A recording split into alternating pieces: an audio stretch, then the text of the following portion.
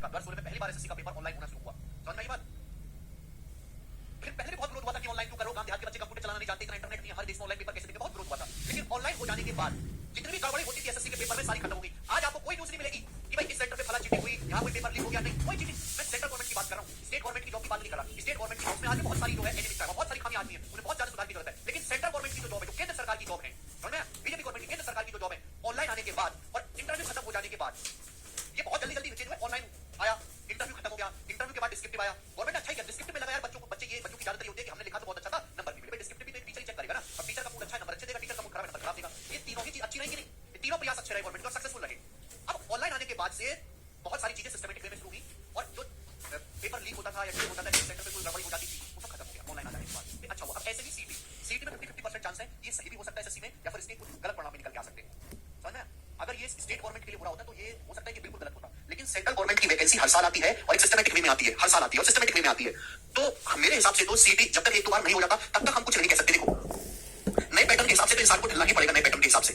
तो मैं ये कहना चाहता हूं कि आज से 8 से 10 महीने के बाद आपके पेपर शुरू होंगे 2024 के, ठीक, आज से 8-9 महीने के बाद। लेकिन 8-9 महीनों में, हरे कृष्णा, 8-9 महीने में आपको पढ़ना भी है, सारा सिलेबस कंप्लीट करना है, आपको रिवीजन भी करना है और प्रीवियस के सवाल भी लगाने हैं। सीईटी कुछ भी नहीं यार, तुम लोग समझे ही नहीं। देखो बेटा ध्यान सुनेगा, सीईटी क्या है? सीईटी है कॉमन एलिजिबिलिटी टेस्ट। मैं आपको बता देता हूं कॉमन एलिजिबिलिटी टेस्ट सीईटी क्या मतलब है इसका, कि हमारे देश में सेंट्रल गवर्नमेंट के 50 से ज्यादा पेपर होते हैं, 50 से ज्यादा पेपर्स, समझ में आया, जो सेंट्रल गवर्नमेंट की जॉब के लिए होते हैं। और इनमें हर साल कम से कम 2 करोड़ से ज्यादा फॉर्म भरे जाते हैं, 2 करोड़ से ज्यादा, समझ में आया? अब इन 50 से ज्यादा पेपर के लिए हर एक एग्जाम का अलग अलग प्री कराया जाता है, हर एग्जाम का प्री होता है, हर एग्जाम का। तो इन 50 पेपर्स का प्री करवाने के लिए 2 करोड़ बच्चों का प्री करवाने के लिए गवर्नमेंट का बहुत ज्यादा खर्चा आता है इंफ्रास्ट्रक्चर पे, जबकि प्री का लेवल हर एग्जाम का सेम है। आप एमटीएस की जो जॉब है जो 10वीं बेस है और सीजन की जो जॉब है उसके प्री में कोई फर्क नजर आता है? कोई फर्क नहीं है। ध्यान सुनेगा, अब गवर्नमेंट ये कह रही है कि हम ये 50 पेपर को एक ही पेपर कराएंगे, सीटी में साल में 2 बार होगा। अरे साल में 2 बार ना हुआ तो कम से कम साल में 1 बार तो होगा, है? इससे ज्यादा तो हो नहीं सकता। अब अगर आपने सीटी क्वालीफाई कर लिया तो उसके बाद होगा मेंस, सीटी पे थोड़ी जॉब लगनी है, उसके बाद होगा एसएससी का मेंस। अगर वैकेंसी टाइम पे नहीं आती है तो इसमें गलती सीटी की नहीं है, इसमें गलती एसएससी की है, स्टाफ सिलेक्शन कमीशन की। तो यहां तो कोई प्रॉब्लम ही नहीं है, प्रॉब्लम तो यहां होगी। अरे जॉब इसको देनी है, मेंस का पेपर इसको करवाना है,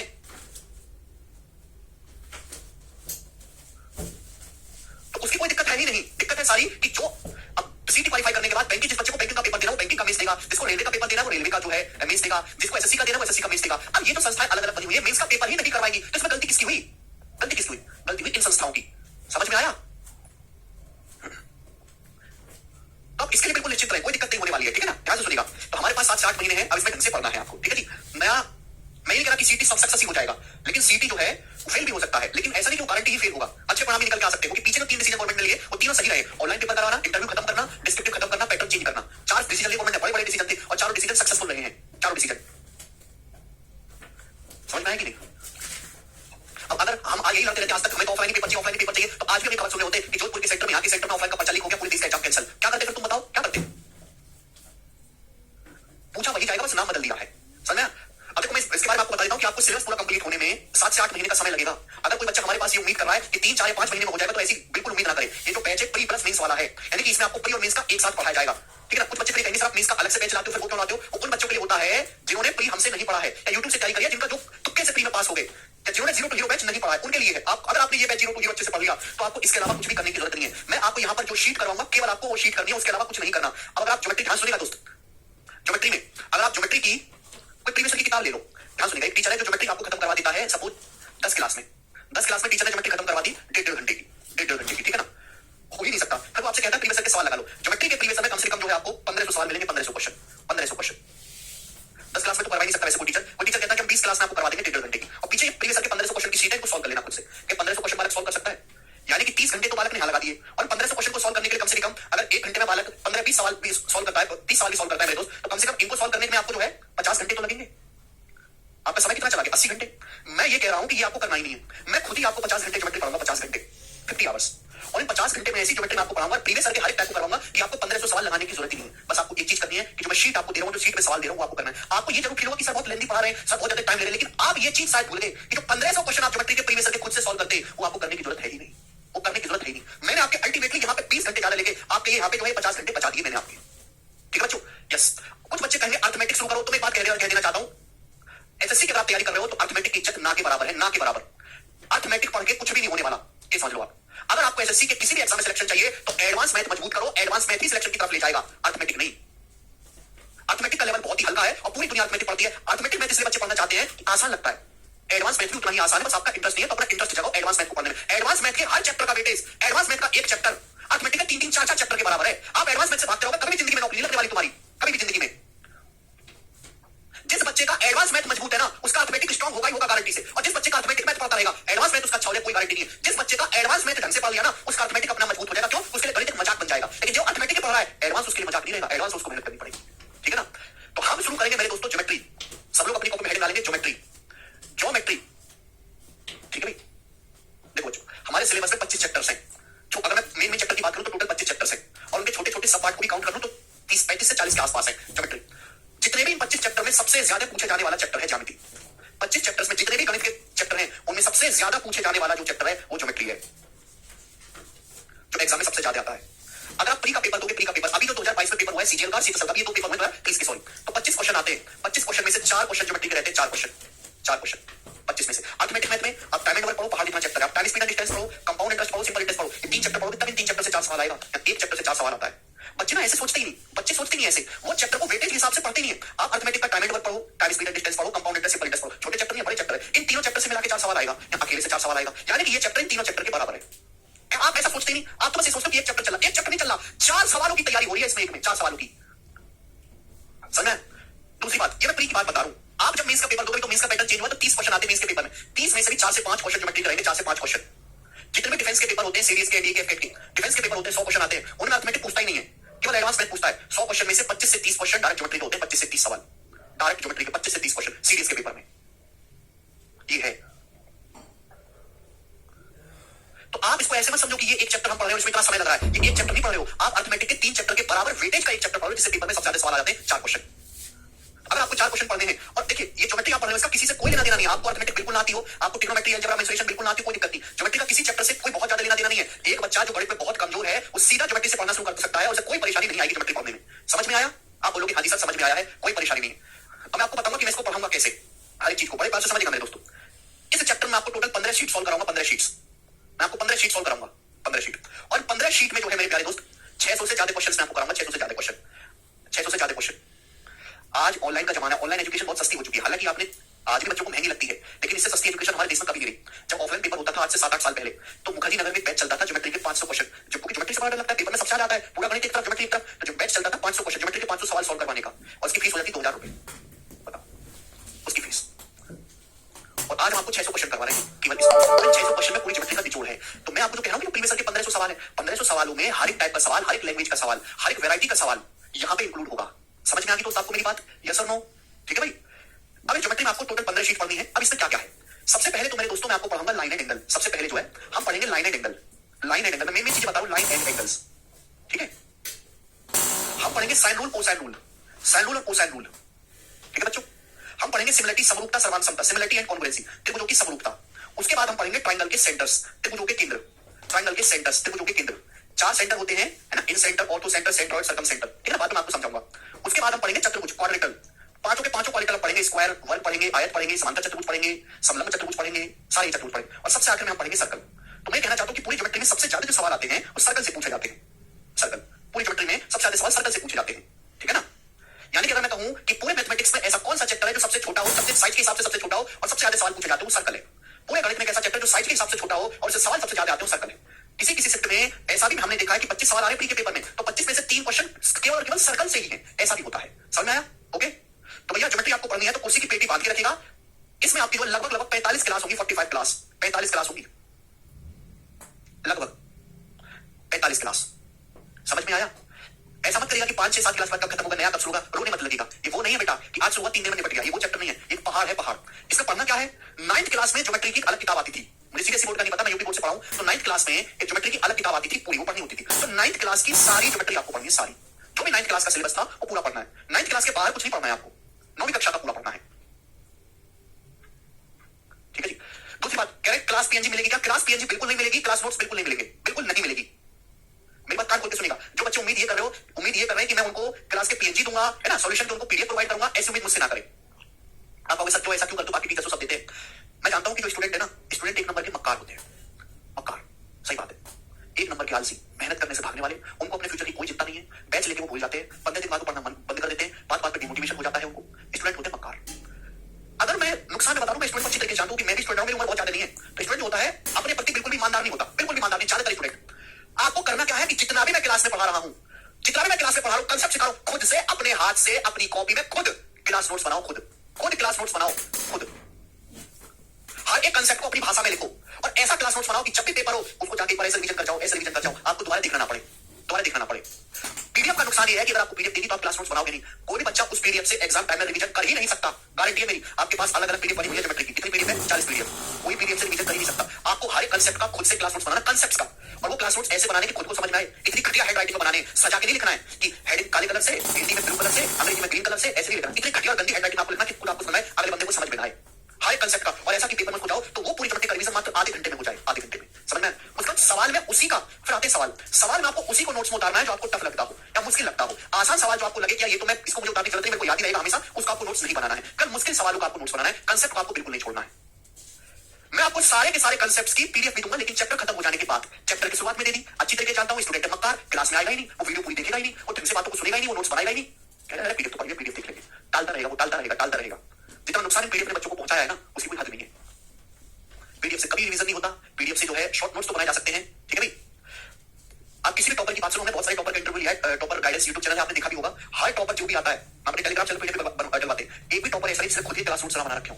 टॉपर क्या, कोई सिलेक्ट होने वाला नॉर्मल स्टूडेंट भी ऐसा नहीं है जिसने खुद ही क्लास नोट्स ना बना रखे हो। तो क्लास नोट्स बनाने अपने हाथों से, अपने हाथ से, कोई पीएनजी नहीं, कुछ नहीं, समझ में आया कि नहीं? पीएनजी बर्बाद करती है बच्चों को। मेरा क्या, मेरे को तो एक क्लिक करना से वो भी डलवा देनी है, लेकिन वो आपकी आदत को इतना खराब कर देगी कि आप पढ़ोगे ही नहीं, खराब कर देगी आपकी आदत। ठीक है बच्चे, समझ में आया? आप बोलोगे हाँ जी सर समझ में आया है। अब शुरू करते हो अपना चैप्टर ज्योमेट्री। तो ज्योमेट्री की पहली शीट मैंने बना दी, अपलोड करवा दूंगा, ठीक है ना? तो सबसे पहले हम बेसिक जानेंगे, हिंदी और इंग्लिश मैं दोनों ही आपको समझाऊंगा, हिंदी और इंग्लिश दोनों ही उसमें मैं आपको समझाऊंगा मेरे प्यारे भाई, ध्यान से समझने की कोशिश करेगा, ठीक है ना? देखो ये कुछ डेफिनेशन है, पेपर में बिल्कुल नहीं आती है, डेफिनेशन पूछी नहीं जाती है, बट आपको पता होनी चाहिए होता क्या है। सबसे पहले हम शीट पढ़ेंगे लाइन एंड एंगल, रेखा एवं कोण, लाइन एंड एंगल। तो सबसे पहले आपको समझना है पॉइंट। पॉइंट को हम हिंदी में कहते हैं बिंदु। पॉइंट को हम क्या कहते हैं बच्चों हिंदी में? बिंदु। पॉइंट क्या होता है? पॉइंट एक जीरो डायमेंशन फिगर है या फिर एक ऐसा सर्कल, एक ऐसा वृत्त जिसकी रेडियस या जिसकी त्रिज्या जीरो हो। ये तो टेक्निकल भाषा में पॉइंट मतलब एक ऐसी आकृति, पॉइंट जिसकी ना लंबाई हो, ना चौड़ाई हो, ना मोटाई हो, ना लंबाई है, ना चौड़ाई है, ना मोटाई है, इसलिए उसको कहते हैं जीरो डायमेंशन फिगर। डायमेंशन होती है विमाएं, लंबाई चौड़ाई मोटाई किसी फिगर की विमा कहलाती है। तो एक ऐसी आकृति जिसकी ना तो कोई लंबाई है, ना चौड़ाई है, ना मोटाई है, उसको हम एक बिंदु कहते हैं। जैसे कि आपके सामने समतल दिखाई दे रहा है मेरे दोस्तों, इस पे मैंने ऐसे डॉट लगा दिया, दिखाई दे रहा है डॉट, एक पॉइंट हो जाएगा। प्रैक्टिकली इसकी ना तो कोई वैसे थोड़ी बहुत होती है, लेकिन थ्योरेटिकली ना इसकी कोई लंबाई है, ना इसकी कोई चौड़ाई है, ना इसकी कोई मोटाई है। मतलब अगर मैं इसको टेक्निकल शब्द में कहूं तो ऐसे कह सकता हूं कि ऐसा वृत्त बनाओ जिसकी रेडियस लगभग जीरो, जिसकी त्रिज्या बिल्कुल जीरो के नजदीक हो। समझ में आया? आप बोलोगे हाँ जी सर। तो पॉइंट को हमेशा कैपिटल लेटर बड़े अक्षर से डिनोट करते हैं। जैसे पॉइंट मैं इसको नाम देना चाहता हूं ए, तो पॉइंट को हमेशा कैपिटल लेटर से डिनोट करेंगे। आप कभी नहीं पढ़ोगे स्टैंडर्ड नोटेशन है कि पॉइंट को छोटे लेटर से दिखाया गया है, हमेशा पॉइंट को capital letter, capital A, capital B, capital C से निर्देशित करते हैं, कभी भी स्मॉल लेटर से निर्देशित नहीं करते हैं। समझ में आया? आप बोलोगे हाँ जी सर आया है। ठीक है, पॉइंट की परिभाषा एक ऐसी आकृति ना जिसकी कोई लंबाई हो, ना चौड़ाई हो, ना मोटाई हो, यानी कि जीरो डायमेंशन, इसकी कोई डायमेंशन है ही नहीं। ठीक है ना बच्चों? आप बोलोगे हाँ जी सर बिल्कुल। इसके बाद हमको समझना है लाइन। लाइन को हिंदी में कहते हैं मेरे प्यारे रेखा, line, one dimension figure. Line is a set of point having only length with no ends. Technical language है, तो यहाँ पे टेक्निकल लैंग्वेज लिखी हुई है, मैं देसी भाषा में आपको समझा रहा हूँ। लाइन एक डायमेंशन फिगर है। लाइन मतलब रेखा, लाइन मतलब जिसमें केवल लंबाई होती है, ना तो चौड़ाई होगी ना ही मोटाई होगी।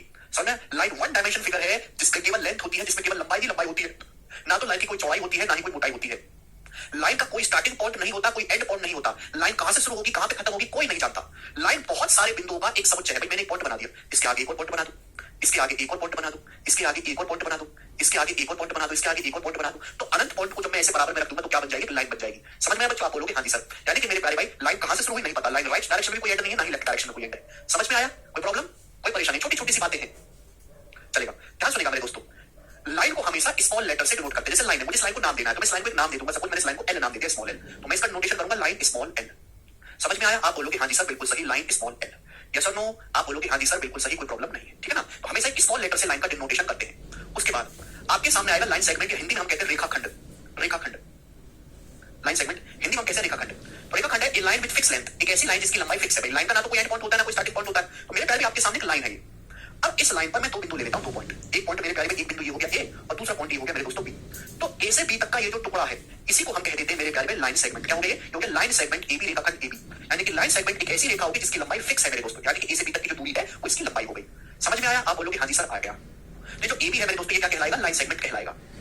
ठीक है बच्चों? आप बोलोगे हाँ जी सर बिल्कुल सही, कोई परेशानी नहीं इसमें। ध्यान सुनिएगा। आपको मैं एक चीज बता देना चाहता हूँ, ये लाइन सेगमेंट बार बार लिखना ना बहुत लंबा काम हो जाता है। तो मैथमेटिशियन ने सोचा, एग्जामिनर ने भी सोचा, बार बार सेगमेंट शब्द लिखने से ना टाइम वेस्ट होता है। तो यानी कि हमने खंड लिखना बंद कर दिया, हमने खंड लिखना बंद कर दिया। तो हम व्यवहार की भाषा में है तो लाइन सेगमेंट, लेकिन व्यवहार की भाषा में इसको लाइन ही बोल देते हैं कि लाइन एबी है, व्यवहार की भाषा में है ये लाइन सेगमेंट, लेकिन बार बार सेगमेंट शब्द लिखना ना मुश्किल हो जाता है, ठीक है ना, तो व्यवहार की भाषा में इसे लाइन ही बोल देते हैं, ठीक है ना। सेगमेंट बार बार कौन लिखता पड़ेगा, मतलब समझ में आना चाहिए, ठीक है ना, मतलब समझ में आना चाहिए, टेक्निकलिटी नहीं समझनी होती है, भाव समझना होता है, ठीक है बच्चों। आप बोलोगे हाँ जी सर बिल्कुल सही। उसके बाद हम समझेंगे रे, रे मतलब किरण, हाँ जीरो टू हीरो है भाई शुभम, रे हिंदी में हम इसको कहते हैं किरण। अब किरण क्या होता है, a line with unidirection length, यानी कि ऐसी लाइन जिसका स्टार्टिंग पॉइंट तो है लेकिन एंड पॉइंट नहीं है। एक ऐसी लाइन मेरे दोस्तों जिसका स्टार्टिंग पॉइंट तो पता है, जैसे यहां से शुरू हो रही है मेरे प्यारे भाई, लेकिन एंड कहां पे होगी ये हमको नहीं पता, ये हमको नहीं पता, ठीक है। स्टार्टिंग पॉइंट तो फिक्स है, एंड कहां पे होगी नहीं पता। तो लाइन का देखो, लाइन लाइन सेगमेंट और रे तीनों का फर्क सुनना है, तीनों ही वन डायमेंशन फिगर है। लाइन का ना तो स्टार्टिंग पॉइंट है ना ही कोई एंड पॉइंट है, बहुत सारे पॉइंट को जब हम सटा के रख देते हैं तो एक लाइन बन जाती है। लाइन का ही एक टुकड़ा फिक्स लंबाई का लाइन सेगमेंट कहला जाता है।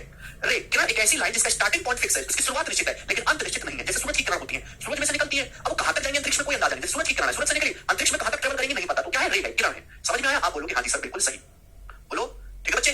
अब रे को नोटेशन कैसे देते हैं, लाइन को हमेशा स्मॉल लेटर से बताएंगे मेरे प्यारे, ठीक है ना। या फिर लाइन को नोटेशन करने का एक तरीका और भी, वो भी आपको बता दूं, या तो आप स्मॉल लेटर से लिखो, या फिर मेरे दोस्तों एक चीज मैं आपको दिखाता हूं। जैसे सपोज इस लाइन पर स्थित दो बिंदु के नाम मुझे पता है ए और बी, सपोज इस लाइन पर स्थित दो बिंदु के मुझे नाम पता है ए और बी, ये लाइन है, लाइन पर दो पॉइंट है ए और बी, मुझे नाम पता है, इसका नाम है ए, इसका नाम है बी, तो हम इसको ऐसे भी लिख देते हैं लाइन ए बी। समझे, ये भी लाइन को निर्देशित करने का तरीका है, समझ में। तो अगर आपके सामने लाइन ए बी लिखा गया है तो इसका मतलब यह है कि ऐसी लाइन खींची गई है जो ए और बी से होकर जाती है। क्लियर है, आप बोलोगे हाँ सर। एग्जांपल के लिए जैसे सपोज दो पॉइंट है ऐसे पी और एक पॉइंट है क्यू, मैं आपके सामने लिख देता हूं लाइन पी क्यू। इस बात का क्या मतलब लाइन पी क्यू का, तो लाइन पी क्यू का मतलब ये हुआ कि ऐसी लाइन खींचो जो पी और क्यू दोनों से होकर जाती हो, तो ये कहलाएगी लाइन पी क्यू। बात समझ में आ रही, आप बोलोगे हाँ जी सर बिल्कुल सही। तो लाइन को लिखने के दो तरीके हैं, ऐसी रे को लिखने के तरीके क्या है मैं आपको समझाता हूं। जैसे क्या जरूरी मेरे दोस्तों, किरण का स्टार्टिंग पॉइंट तो फिक्स है, एंड पॉइंट कहां है नहीं पता। सपोज इस किरण पर, इस रे पर एक पॉइंट है क्यू, ये कोई पॉइंट क्यू है, मैंने इसको नाम दे दिया पी क्यू। तो इसको लिखने का तरीका ये है रे पी क्यू, ऐसे लिखो बच्चों पी क्यू, ठीक है। अब देखो स्टार्टिंग पॉइंट तो फिक्स है, अंत नहीं हो रहा, तो पी से क्यू की तरफ ऐसे तीर चला दो, ऐसे तीर चलाएंगे रे पी क्यू, समझ में, ऐसे तीर चला देंगे, ठीक है ना। पी क्या है बच्चों, पी क्या है बच्चों, स्टार्टिंग पॉइंट। सपोज इस रे पर कोई बिंदु क्यू है, कोई नाम ले लिया हमने क्यू है, ठीक है ना, तो पी से क्यू की दिशा में मेरे को जाना है और मैं ऊपर ऐसे तीर चला दूंगा, तीर चला देंगे ऊपर, ठीक है। अंजलि पूछ रही है सेगमेंट को कैसे नोट करते हैं। अंजलि सेगमेंट को प्रॉपर, सेगमेंट का स्टार्टिंग पॉइंट का नाम है, सपोज स्टार्टिंग पॉइंट का नाम है एम और एंड का नाम है इसका पॉइंट का एन, तो इसको कह देंगे लाइन सेगमेंट एम एन। इसमें तो कोई डाउट ही नहीं है, ये लाइन सेगमेंट को निर्देशित करने का, डिनोट करने का तरीका है भाई। जो भी आप लाइन सेगमेंट लेना है उसका स्टार्टिंग पॉइंट आपको लेना है और एंड पॉइंट आपको लेना है, तो भाई इसको कहेंगे लाइन सेगमेंट एमएन है। लेकिन मैंने क्या बताया, मैंने आपको ये बताया कि व्यवहार में हम सेगमेंट शब्द लिखने को अवॉइड करते हैं, व्यवहार में इसको लाइन एमएन ही लिखते हैं। समझ में आया, ठीक है बच्चों, आगे चलते हैं। अरे ये बातें तो सभी को पल्ले पड़ रही होंगी ना, बहुत बढ़िया, सभी को पल्ले पड़ रही। आगे चलते हैं मेरे प्यारे स्टूडेंट्स, सब लोग अपनी कॉपी में हेडिंग डालेंगे। अब एंगल, सब लोग अपनी कॉपी में हेडिंग डालेंगे एंगल, एंगल या फिर हिंदी में कहते हैं इसको कोण, एंगल या फिर हिंदी में दोस्तों इसको क्या कहते हैं कोण, ठीक है बच्चों। आप बोलोगे हाँ जी सर। एंगल क्या होता है, दो रेखाओं के बीच झुकाव को कोण कहते हैं। एंगल क्या है, एक सेकंड, दो रेखाओं के बीच झुकाव को कोण कहते हैं। हिंदी वाले भाई लिख लेंगे, दो रेखाओं के बीच झुकाव को कोण कहते हैं। Inclination between two line, English में लिखेंगे inclination between two line is called angle. जैसे मेरे प्यारे भाई एक लाइन ये होगी मेरे दोस्तों, एक लाइन ये हो गई और एक ये दूसरी लाइन होगी, दूसरी लाइन मेरे प्यारे, दूसरी लाइन, इन दोनों के बीच झुकाव बन रहा है, इंक्लिनेशन बन रहा है, इसी को हम कहते हैं कोण। मैं नाम दे देता हूं, सपोज कि ये लाइन है ओ ए और ये लाइन है ओ बी, समझ में आया। तो इन दोनों के बीच ये जो कोण बन रहा है मेरे प्यारे भाई, हम इसी को बोलते हैं इंक्लिनेशन एंगल। समझ में आया, ये जो बन रहा है इनके बीच जो झुकाव है, इसको डिनोट करने का तरीका है ऐसे एंगल ए, जिस चीज पे आप कोण बना रहे हैं उसको बीच में लिखना हमेशा एंगल ए होगी, इसको लिखने का तरीका है। समझ में आया। आपके मन में डाउट आएगा कि सर एंगल को नापते कैसे, कोण को नापने का तरीका क्या है। तो बच्चों कोण को नापते हैं हम डिग्री में। कोण को किसमें नापते हैं बेटा, डिग्री में नापते हैं, डिग्री में। ध्यान से मेरी बात को सुनेगा। जैसे ये सीधी रेखा है मेरे दोस्तों, सीधी रेखा, तो बहुत साल पहले इंसानों की मीटिंग हुई, उन्होंने ये डिसाइड कर लिया कि एक जो पूरा राउंड है, आप एक एक जो पूरा राउंड है 360 डिग्री का कहलाएगा, 360 डिग्री का एक जो पूरा राउंड है 360 डिग्री का कहलाएगा। ये डिसाइड हो गया मीटिंग में। समझ में आ गया, आप बोलोगे हाँ जी सर समझ में आ गया, 360 डिग्री का। ये पहले से डिसाइड किया, कहीं से प्रूफ नहीं किया गया। जैसे कि जैसे बाट होता है ना, 1 किलो का बाट है, अब 1 किलो का बाट को कहते थोड़ा होगा कि 1 किलो का बाट इतना बनाना, बड़े बूढ़ों ने पहले बना दे कि आज से इस बाट को 1 किलो का कहेंगे। तो कुछ चीजें ऐसी हैं जो गणित की शुरुआत करने से पहले खुद ही माननी पड़ती है, ठीक है ना। नीतीश कह रहे सर बेसिक से बता दो, नीतीश और कौन सा बेसिक चाहिए बता बेटा तुमको।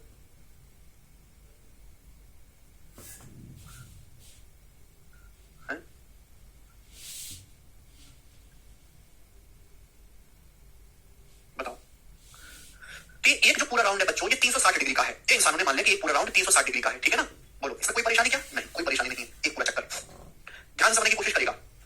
अगर मैं इसके 4 बराबर टुकड़े कर दूं, 4 बराबर टुकड़े, तो हर एक टुकड़े कितने डिग्री का आ जाएगा, 90 डिग्री। एक पूरा राउंड जो 360 डिग्री का होता है, अब मैंने इसके 4 बराबर टुकड़े कर दिए तो हर एक कोण कितने डिग्री का आ जाएगा, 90 डिग्री का। ये भी 90 डिग्री का मेरे दोस्तों, ये भी 90 डिग्री का और ये भी 90 डिग्री का। समझ में आया कि नहीं, क्लियर है, कोई परेशानी। आप बोलोगे नहीं सर कोई परेशानी नहीं है। तो 360 डिग्री में छोटे छोटे, ये वाला जो एंगल है मैंने मान लिया कि 1 डिग्री का है, 1 डिग्री का। अब ऐसे ऐसे 360 एंगल आप मिलाओगे तो टोटल 360 डिग्री बनेगा, ठीक है बच्चों। भाई ये 360 डिग्री का पूरा चक्कर होता है। अगर मैं इसके 360 बराबर टुकड़े कर दूं तो जो सबसे छोटा टुकड़ा आएगा वो छोटे छोटे 360 बराबर टुकड़े कर लेता हूं, 360, तो हर जो टुकड़ा आएगा वो कितने डिग्री का होगा, 1 डिग्री का होगा। तो हम यही पता करते हैं कि दो रेखाओं के बीच जो कोण बन रहा है ये कितना झुकाव पर है, उसी को बोलते हैं एंगल AOB। ठीक है बच्चों, अब इसी में आपको समझना है एंगल बाइसेक्टर। इसी में दोस्तों आपको समझना है angle bisector. Angle bisector Hindi वाले भाई लिखेंगे कोण समद्विभाजक। एंगल बाइसेक्टर हिंदी वाले भाई लिखेंगे कोण समद्विभाजक, एंगल बाइसेक्टर। अब आप मुझे बताओ एंगल बाइसेक्टर क्या होता है। जैसे आपके सामने हमने कोण बनाया है, कोण AOB, ठीक है बेटा। तो एंगल बाइसेक्टर का मतलब है एक ऐसी लाइन जो एंगल के दो बराबर बराबर टुकड़े कर दे, एंगल को दो बराबर हिस्सों में बांट दे। जैसे ये कोण AOB है, तो आप एक ऐसी लाइन खींचिए मेरे दोस्तों, एक ऐसी लाइन यहां पर खींचिए जिस कोण AOB के दो बराबर टुकड़े कर दे। जैसे कि मैंने लाइन खींची मेरे दोस्तों OP। तो ये जो लाइन है OP, इस कोण AOB के दो बराबर टुकड़े कर रही है, मतलब नीचे वाला अगर थीटा है तो ऊपर वाला भी ये आधा हिस्सा थीटा है। समझ में आया? आप बोलोगे हाँ जी सर। तो इसी को हम बोलते हैं angle bisector. OP is angle bisector of AOB। OP is angle bisector of क्या सुनेगा मेरे दोस्तों, AOB। सही को समझ में आया? आप बोलोगे हाँ जी सर बिल्कुल सही, समझ में आ गया, कोई परेशानी? तो एंगल बाइसेक्टर का मतलब एक ऐसी लाइन जो कोण को, जहां भी आपको शब्द दिखाई दे ना बाइसेक्टर, सेक का मतलब होता है मेरे दोस्तों आधा, बाई का मतलब होता है दो टुकड़ों में आधा आधा करना, एंगल मतलब कोण को। तो ऐसी लाइन जो कोण के दो बराबर हिस्से कर देती है, जैसे कि यहाँ पे ये ऊपर भी थीटा होगा नीचे भी थीटा, तो जो लाइन कहलाएगी इस पूरे कोण AOB का बाइसेक्टर कहलाएगी। थीटा मैंने नाम दे दिया कि माना इस कोण का नाम, इस कोण की माप थीटा है, कुछ भी हो सकता है बेटा, तो ऊपर वाले कोण की माप भी थीटा ही होगी, मैंने नाम दे दिया बेटा। अब थीटा 10 डिग्री हो सकता है, 20 डिग्री, 30 डिग्री, कुछ भी हो सकता है। सर को समझ में आया? क्लियर? कोई परेशानी नहीं है, ठीक है ना? एक सेकंड ये देखो जरा, एक सेकंड।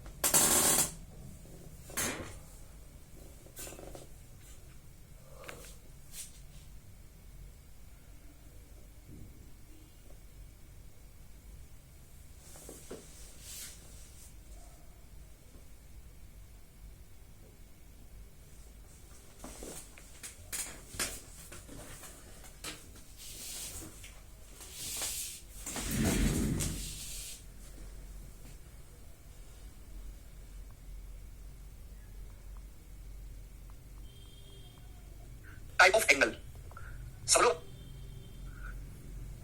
ठीक भाई? चलो, आपको समझ में आया एंगल बाइसेक्टर क्या होता है, कोण समद्विभाजक। ध्यान से समझिएगा मेरे दोस्तों, सब लोग अपनी कॉपी में हेडिंग डालेंगे टाइप ऑफ एंगल। सब लोग अपनी कॉपी में हेडिंग डालेंगे टाइप ऑफ एंगल्स। देखो जो कोणों के प्रकार, टाइप ऑफ एंगल्स। सब लोग अपनी कॉपी में हेडिंग डालेंगे टाइप ऑफ एंगल्स। सबसे पहला है आपके सामने एक्यूट एंगल, न्यून कोण।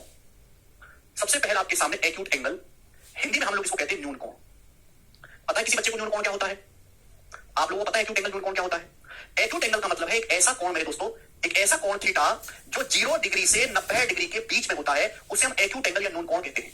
हर एक एंगल को अलग अलग स्पेशल नाम दिया गया है। जैसे कि एग्जांपल के लिए मैंने आपके सामने एक कोण बना दिया, ये वाला कोण। ये कोण 70 डिग्री का है, तो 0 डिग्री से बड़ा है और 90 डिग्री से छोटा है। तो इसका कैसा कोण है? ये जो कोण बना है AOB कैसा कोण है? तो आप कहोगे सर ये 70 डिग्री का कोण 0 से 90 के बीच में है, तो एक्यूट एंगल है।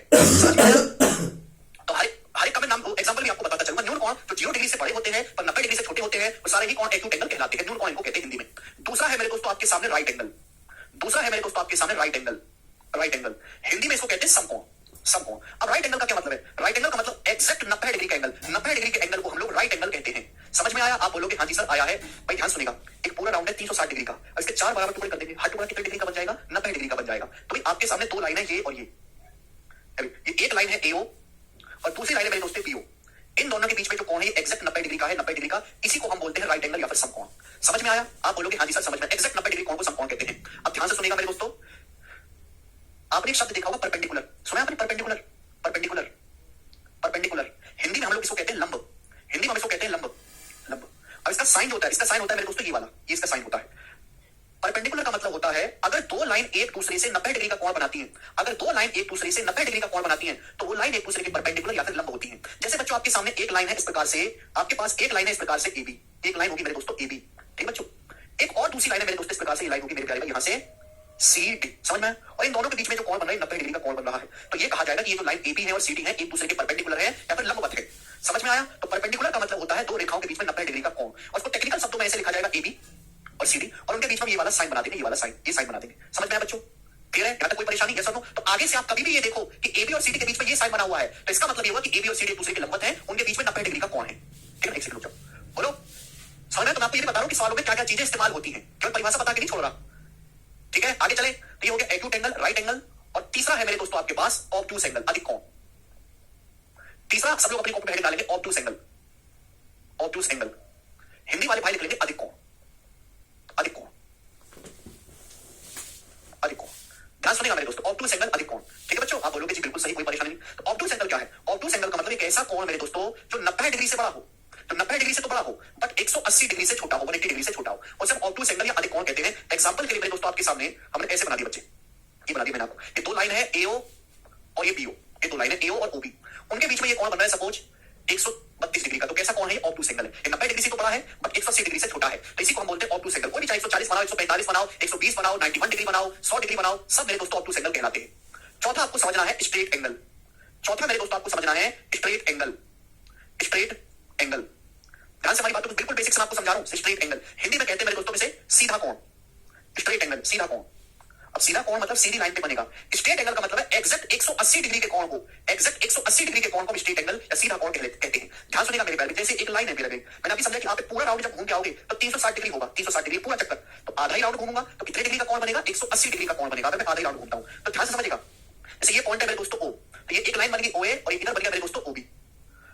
तो आप जब ओए से ओबी की तरफ ऐसे पूरा आधा चक्कर घूमते हैं तो कोण बनेगा कितने डिग्री का होगा? 180 डिग्री का होगा, 180 डिग्री का। समझ में आया? आप बोलोगे हाँ जी सर बिल्कुल सही। सर कंसेप्ट सॉल्यूशन एक ही कॉपी में नोट करेगा और क्या अलग करोगे, एक ही में करना है। ठीक है ना? ये जो कोण होता है पूरा का पूरा, आप ओए से ओबी तक चले, आधा ही चक्कर घूमे तो कितना हो गया? 180 डिग्री का हो गया।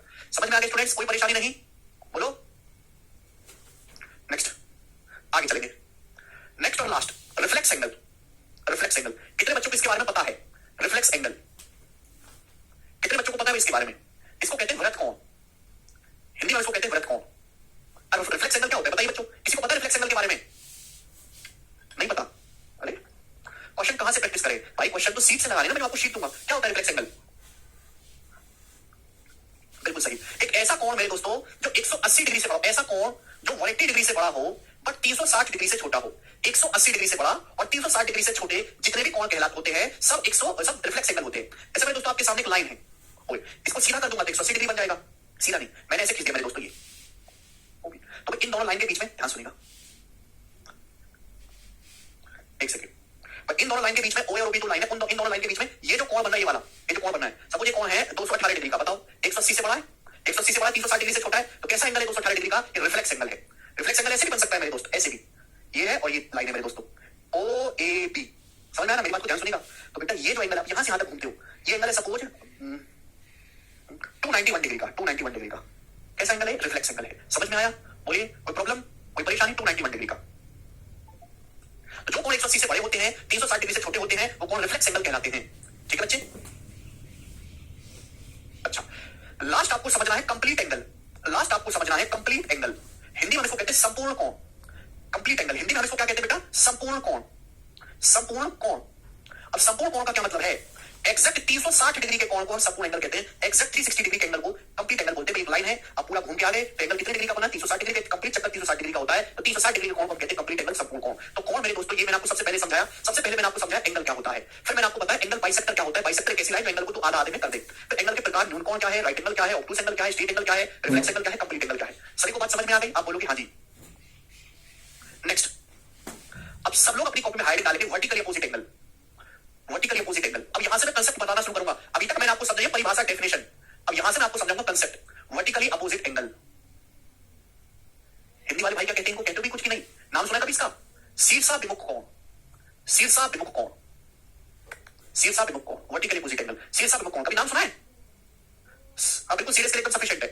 शीर्षाभिमुख कोण क्या होता है बच्चों? शीर्षाभिमुख कोण ध्यान सुनिएगा, जब भी मैं दो लाइन खींचता हूं, मैंने एक लाइन ये खींची बेटा और एक लाइन ये खींची, दो लाइन, तो दो लाइन एक दूसरे को कहीं ना कहीं काटेंगे अगर वो समांतर नहीं है। जैसे मेरे दोस्तों ये लाइन होगी ए बी और एक दूसरी लाइन होगी मेरे दोस्तों सी डी। कहां काट रही है? दूसरे को यहां पे काट रही है मेरे दोस्तों, यहां पर इसको मैं नाम देता हूं पॉइंट ओ। पॉइंट ओ पे काटती है। तो जब भी दो लाइन एक दूसरे को काटती है तो आमने सामने के जो कोण होते हैं, आमने सामने के कोण, और ये वाला कोण इसके सामने का कोण है, ये वाला, ये हमेशा बराबर होते हैं। यानी कि अगर ये वाला कोण थीटा है तो इसके सामने वाला ये भी कोण थीटा होगा, और इन्हीं को हम बोलते हैं वर्टिकली अपोजिट एंगल। क्लियर हुई बात? जब भी दो लाइन एक दूसरे को काटती हैं, जैसे यहाँ पे लाइन हमने ए बी और सी डी खींचा, तो आमने सामने के जो कोण होते हैं इन्हें वर्टिकली अपोजिट एंगल बोलते हैं और ये आपस में बराबर होते हैं। 45-40 प्रज्वल, कोई प्रॉब्लम इसमें? आपके मन में डाउट आएगा सर ऐसा क्यों होता है? मैं आपका डाउट भी क्लियर करूंगा, ध्यान से सुनिएगा मेरे प्यारे भाई। ठीक है ना? देखो बच्चों, अभी हमने समझा है कि अगर कोई एक सीधी रेखा है तो सीधी रेखा मतलब कितना बनना चाहिए टोटल एंगल 180 डिग्री। तो बच्चों जरा आप मुझे ये बताओ कि ये कौन थीटा बन गया बच्चों, ये वाला थीटा, तो ये बताओ ये वाला कौन कितना बनेगा फिर ये वाला। ये ए भी एक सीधी रेखा है, सीधी रेखा अगर ये थीटा है टोटल 180 डिग्री बनना चाहिए, ये थीटा है तो 180 में से माइनस कर दूंगा, ये 180 माइनस थीटा बनेगा कि नहीं बनेगा, आप बोलोगे हाँ जी सर 180 माइनस थीटा बनेगा। अगर ये थीटा है टोटल 180 होना चाहिए, सीधी रेखा है तो कितना बचा 180 माइनस थीटा बचा, आप बोलोगे हाँ जी सर बिल्कुल सही। भाई मैं आपसे कोई सीधी रेखा है, ये वाला जो एंगल 110 डिग्री का है तो ये कितना बचा, तो आप कहोगे सही, तो 70 डिग्री बचा, 110 प्लस 70 180। अब ध्यान से मेरी बात को सुनो, ये वापस एक सीधी रेखा है, सीधी, ये वापस एक सीधी रेखा है, तो ये एंगल कितना होना चाहिए, इस सीधी को देखो, सीधी सीधी रेखा सीधी रेखा 180 बनना चाहिए। अगर ये 180 माइनस थीटा है तो ये कितना बनना चाहिए थीटा, पर इन दोनों को जोड़ूंगा तभी तो 180 बनेगा, थीटा में 180 माइनस थीटा जोड़ूंगा तभी तो 180 बनेगा। तो देखो क्या आमने सामने के बराबर नहीं आ गया, आप बराबर, आप बोलोगे हाँ जी सर ये होता है बेटा कंसेप्ट, क्लियर है, कोई प्रॉब्लम, हर चीज को रटना नहीं है, उसके पीछे का कारण भी समझना है। अब ये जो है ए भी फिर से सीधी रेखा बन गई, फिर से सीधी रेखा है, ये थीटा है तो ये कितना बचा बच्चों, ये सीधी रेखा ए भी, ये नीचे थीटा है तो ये कितना बचा 180 बनना चाहिए, सब ये थीटा है कितना बचा 180 माइनस थीटा। तो देखो आमने सामने के कौन बराबर होंगे कि नहीं, ये theta 180 minus theta 180 minus theta, तो हमेशा आमने सामने के कौन बराबर होते हैं, वर्टिकली अपोजिट एंगल इनको बोलते हैं। सभी को कांसेप्ट क्लियर हुआ, आप बोलोगे हाँ जी हो गया कांसेप्ट क्लियर, 10वीं क्लास में पढ़ा था, 10वीं का ये सब कुछ, ठीक है ना। एक सेकंड होल्ड करोगे, मैं स्लाइड लगवा, एक सेकंड होल्ड करेंगे।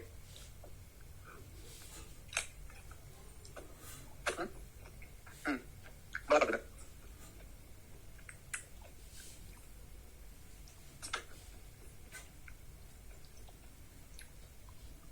ठीक है, सारे में बता दीजिए, चलो चलिएगा, ध्यान से सुनेगा मेरे प्यारे भाई, सभी लोग ध्यान से सुनेगा।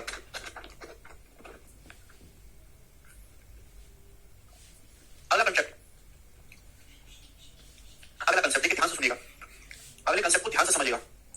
जैसे बच्चों हमने आपके सामने कोण बनाया है, जैसे बच्चों हमने आपके सामने कोण बनाया है, कोण मैंने आपके सामने एक एंगल बनाया है एओबी, ये तो समझ गए ना, एंगल बोलते हैं तो एक आपके बीच झुकाव को एओबी, तो ये है एओबी, इसको बोलते हैं इंटीरियर एंगल, क्या बोलते हैं अंदर की तरफ इंटीरियर एंगल, वैसे हम इसे एंगल ही बोलते हैं लेकिन ये है इंटीरियर, ये इंटीरियर, समझ में आया, ध्यान सुनिएगा, इंटीरियर है मेरे प्यारे, ध्यान समझिएगा मेरे दोस्तों। इंटीरियर को हिंदी में कहते हैं आंतरिक, आंतरिक कोण एओबी, जहां इंटीरियर एंगल है वहीं एक्सटीरियर एंगल भी है। अगर मैं साइड ओबी को आगे बढ़ा लूं, यहां पे आगे बढ़ा लूं मेरे दोस्त, मैंने साइड ओबी को आगे बढ़ा दिया, यहां पे मैंने साइड ओबी को यहां पे आगे बढ़ा दिया मेरे दोस्त इस प्रकार से, तो इसी वर्टेक्स पर ध्यान सुनिएगा, मैंने ओबी को मेरे दोस्त आगे बढ़ा दिया आगे, तो इसी वर्टेक्स पर एक कोण ये और बन गया, ये वाला कोण, ये एक कोण ये भी बन गया मेरे दोस्तों, ये भी बन गया, इसी को हम बोलते हैं exterior angle, exterior angle at vertex O, interior angle at vertex O, exterior angle at vertex O, समझ में आया, ठीक है। इंग्लिश में ज्यादा होगा, मैं हिंदी में समझाता हूं। जब भी आपके सामने मेरे दोस्तों हमने कोण बनाया, कोण इसको बोलते हैं, जैसे मैंने आपके सामने एओबी बनाया, तो वैसे कौन है, अब ए और बी के बीच में अंदर की तरफ बनता है तो इसे बोलते हैं आंतरिक कोण एट वर्टेक्स ओ, आंतरिक कोण एट वर्टेक्स ओ, समझ में आया, आप बोलोगे हाँ सर। अगर हम किसी भी साइड को आगे बढ़ा देते हैं मेरे प्यारे भाई, तो एक जो कोण बनता है उसी को हम बोलते हैं एक्सटीरियर एंगल एट वर्टेक्स ओ, यानी कि इंटीरियर से सटा हुआ हमेशा एक एक्सटीरियर एंगल बनता है, आंतरिक कोण के साथ हमेशा बाह्य कोण बनता है, समझ में आया, आंतरिक कोण के साथ हमेशा बाह्य कोण बनता है, इसे बोलेंगे interior angle at vertex O, vertex का मतलब होता है शीर्ष, शीर्ष का मतलब कोण समझ लीजिए पॉइंट ओ, और ये एक्सटीरियर एंगल एट वर्टेक्स ओ, सभी को समझ में आया, कोई प्रॉब्लम, ठीक है बच्चे, आप बोलोगे सर कोई परेशानी नहीं है, जो अंदर की तरफ बनेगा वो आंतरिक कोण, जो बाहर की तरफ बनेगा बाहरी कोण, लेकिन आंतरिक कोण और बाहरी कोण का सब 180 डिग्री होगा, ये दोनों आपस में सटे हुए होते हैं, क्लियर है, आप बोलोगे हाँ सर क्लियर है। अब यहाँ से कंसेप्ट को समझने की कोशिश करेगा मेरे दोस्तों, हमने आपके सामने एक कोण बनाया है एओबी, नाम देता हूं मैं आपके सामने, हमने आपके सामने एक एंगल बनाया बच्चों एओबी, ये interior angle at AOB, AOB हमने आपके सामने कोण बनाया, ये क्या है, इसका इंटरनल एंगल बाइसेक्टर, आंतरिक कोण समद्विभाजक। अभी हमने समझा कि भाई अगर कोण है, एक ऐसी लाइन खींचो जो इसके दो बराबर टुकड़े कर दे, जैसे कोण 60 का है, अब मैं सपोज कोण 60 डिग्री का, तो 60 का आधा कर देंगे, ये भी 30 डिग्री, ये भी 30 डिग्री, तो ये लाइन क्या कहलाती है, कोण समद्विभाजक कहलाती है। तो ये जो लाइन है मेरे प्यारे भाई ओपी, ओ से पी तक ओपी, ये लाइन क्या है, इंटरनल एंगल बाइसेक्टर, आंतरिक कोण समद्विभाजक, क्लियर है सर बच्चों को, समझ में आया, आप बोलोगे हाँ जी सर हमें समझ में आया, कोई परेशानी नहीं। तो बच्चों जैसे ये इंटरनल एंगल है, अब मैं इसको आगे बढ़ाऊंगा तो क्या बनेगा, एक्सटीरियर एंगल बनेगा बाह्य कोण, तो अगर बच्चों में एक्सटीरियर एंगल का बाइसेक्टर खींचता हूं, एक ऐसी लाइन जो एक्सटीरियर एंगल के दो बराबर टुकड़े कर दे, मतलब ये भी अल्फा और ये भी अल्फा बराबर बराबर हो जाए, तो उसको बोलते हैं exterior angle bisector, external angle bisector, बाह्य कोण समद्विभाजक, क्या बोलते हैं बाह्य कोण समद्विभाजक, यानी कि ये हो गया क्यू, इसको मैं नाम देता हूं क्यू, यानी कि ओपी जो है वो इंटरनल एंगल बाइसेक्टर है, ओक्यू जो है वो एक्सटर्नल एंगल बाइसेक्टर है। किसी बच्चे को इसमें कोई डाउट, किसी बच्चे को इसमें कोई समस्या, फिर से मैं आपको बता देता हूं कि जब भी आप कोई कोण बनाओगे तो हर कोण के साथ एक्सटीरियर एंगल भी बनता है, आंतरिक कोण है इससे सटा हुआ, इसको आगे बढ़ाओ, ये बनता बाह्य कोण, जो आंतरिक कोण है वो बाह्य कोण होगा, जो घर वाली होगी वो बाहर वाली भी होगी, बिल्कुल ऐसी। अब इंटरनल एंगल का बाइसेक्टर, अंदर वाले का इंटरनल एंगल बाइसेक्टर, जो एक्सटर्नल एंगल का बाइसेक्टर है, एक्सटर्नल एंगल का, ये एक्सटर्नल एंगल बाइसेक्टर, बस इतना सा कांसेप्ट है और इसमें कोई समझने वाली बात नहीं है, आप बोलोगे हाँ सर। तो ध्यान से सुनिएगा, मैं आपको समझाना चाहता हूं कि इंटरनल एंगल बाइसेक्टर और एक्सटर्नल एंगल बाइसेक्टर के बीच में हमेशा 90 डिग्री का कोण बनता है, ये जो कोण होगा वो हमेशा 90 डिग्री का होगा। ये पेपर में कई बार थ्योरम पूछी गई है कि हमने एक कोण का इंटरनल एंगल बाइसेक्टर खींचा और एक्सटर्नल एंगल बाइसेक्टर खींचा, तो इन दोनों के बीच में कितने डिग्री का कोण बनेगा, तो इंटरनल और एक्सटर्नल बाइसेक्टर के बीच में ये जो कोण बनेगा, ये जो कोण बनेगा ये हमेशा 90 डिग्री का होगा, ये कोण 90 डिग्री का होगा, आंतरिक कोण समद्विभाजक और बाह्य कोण समद्विभाजक के बीच में। आप कहोगे सर कैसे, क्यों, कहां, समझाऊंगा मेरे प्यारे। आप जानते हैं कि आंतरिक कोण समद्विभाजक आधा आधा हो गया, ये भी थीटा ये भी थीटा, टोटल हो गया 2 थीटा, ये एक्सटर्नल एंगल बाइसेक्टर है, आधा आधा हो गया, ये भी अल्फा ये भी अल्फा, टोटल हो गया अल्फा प्लस अल्फा 2 अल्फा। ये जो पूरा है सीधी रेखा है, एक सीधी रेखा है, पॉइंट ऊपर सीधी रेखा का मतलब कितना हो गया, टोटल कितना बनना चाहिए, 2 थीटा प्लस 2 अल्फा टोटल कितना बनना चाहिए, 180 डिग्री बनना चाहिए। बनना चाहिए बच्चों, आप बोलोगे सर दोनों तरफ 2 से डिवाइड कर देंगे तो थीटा प्लस अल्फा कितना बन गया, 90 डिग्री। तो थीटा प्लस अल्फा बराबर आ गया 90 डिग्री। और ये थीटा और ये अल्फा, ये थीटा प्लस अल्फा, यही तो कोण बन रहा है, यही तो कोण बन रहा है मेरे दोस्तों, यही तो कोण बन रहा है इंटरनल एंगल और एक्सटर्नल बाइसेक्टर के बीच में, यही तो कोण बन रहा है। आप बोलोगे हाँ जी सर बिल्कुल सही। यानी कि अगर आपके सामने कोण है, ये कोण आपके सामने बना है, ये हो गया बच्चों इसका इंटरनल बाइसेक्टर थीटा थीटा, और ये हो गया इसका एक्सटर्नल बाइसेक्टर। इन दोनों के बीच में जो कोण बनेगा, इन दोनों के बीच में ये वाला, इन दोनों के बीच में जो कोण बनेगा ये हमेशा 90 डिग्री का होगा। दिस इज द कांसेप्ट, ध्यान रखिएगा। किसी बच्चे को कोई समस्या, आप बोलोगे सर 2 पैसे की समस्या नहीं है, तो किसी भी कोण का आंतरिक समद्विभाजक आप खींचेंगे, इंटरनल एंगल बाइसेक्टर और एक्सटर्नल एंगल बाइसेक्टर खींचेंगे, हमेशा उनके बीच में 90 डिग्री का कोण बनता है। मजा आ गया सभी को, बोले वेरी गुड। आगे चलते हैं प्यारे भाई, नेक्स्ट। ओके चलिए, आज की कहानी को यही विराम देते हैं भाई, आज की कहानी को यही विराम देते हैं। आज हम इतना ही छोड़ते हैं। आज की क्लास वार्म अप क्लास, आज मैंने बहुत धीरे समझाया, इतना धीरे मैं पढ़ाऊंगा नहीं, ना ही मैं पढ़ाता हूं। जितना आज की मैंने आपको स्पीड से पढ़ा उसका डबल स्पीड से मैं आपको पढ़ाऊंगा कल से, ठीक है ना। तो आपको पता चल गया कि कैसे मैं आपको पढ़ाऊंगा। जैसे देखो पढ़ाऊंगा मैं सब कुछ, थोड़ी सी स्पीड में पढ़ाऊंगा लेकिन छोड़ूंगा कुछ भी नहीं। ऐसा नहीं कि जब नया बैच शुरू होता है तो टीचर बहुत धीरे धीरे बहुत प्यार से बच्चों को लगता है हाँ बहुत सही चल रहा है, कुछ दिनों के बाद टीचर छोड़ छोड़ के पढ़ाना शुरू कर देता। मैं वैसा नहीं करूंगा, जैसा अभी स्टार्टिंग में पढ़ा रहा हूं बैच के खत्म होने तक एंड तक मैं वैसा ही पढ़ाऊंगा। बस आपके अंदर ऊर्जा बनी रहनी चाहिए, मेरे अंदर जो ऊर्जा बहुत है, ठीक है बच्चों। तो शीट में अपलोड करवा दूंगा, कोई भी शीट शुरू होने से पहले तो पहले उसकी शीट अपलोड करवा देता हूं, ठीक है। आज फाइन छोड़ते हैं।